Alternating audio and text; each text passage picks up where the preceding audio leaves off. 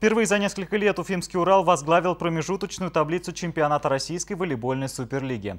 Случилось это благодаря домашней победе башкирского коллектива над кемеровским «Кузбассом» в пятисетовом поединке и сухой виктории в матче с Ярославичем. Это позволило команде Анджалина Фригони возглавить синюю группу, опередив даже казанский «Зенит».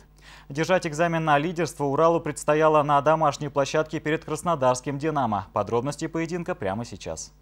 Тема судейских ошибок в российском волейболе ежегодно становится предметом многочисленных споров и скандалов.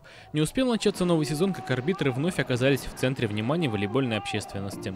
Сомнения в правильности принятых судьями решений уже после финального свистка высказывали, как и положено, гости. Все было нормально. Судейские ошибки сегодня все решили. Две концовки на их счету. Абсолютно. Команда очень хорошая, «Урал». Я ничего плохого сказать не могу.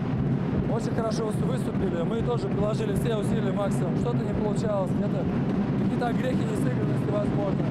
Но все решили две ошибки судей. Что до самой игры, то получилась она, как и предполагалось, упорной. Соперники шли, что называется, ноздря в ноздрю.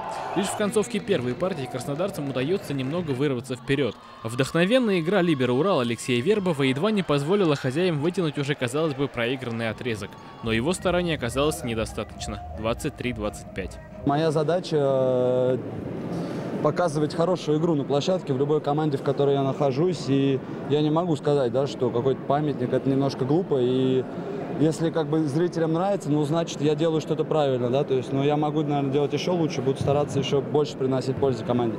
С таким же счетом завершилась и вторая партия, но верх в ней взяли уже уфимцы. И снова все решилось в концовке. Тут уже Вербову не пришлось действовать в одиночку. К нему на помощь пришел Павел Абрамов, который двумя одиночными блоками, по сути, и решил исход второго сета. К слову, именно ему пришлось взять функции заводила на себя в отсутствие Алексея Спиридонова.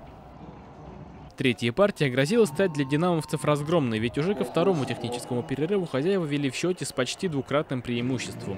Однако гости добавили, «Урал» же растерялся. И вот уже +7 превращаются в тревожные +2. Довести до победы этот сет у уфимцев, впрочем, в итоге получилось. Как получилось и взять верх в следующей партии. Дважды 25-23 и 3-1 в матче. После финального свистка краснодарцы обиду от поражения не сдерживали, устроив демонстративную овацию судьям. Стараюсь в интервью не касаться судей, но когда стоит работник клуба на боковой линии и два мяча показывает, которые попадают в поле, показывает в аут, решающий третьей и четвертой партии.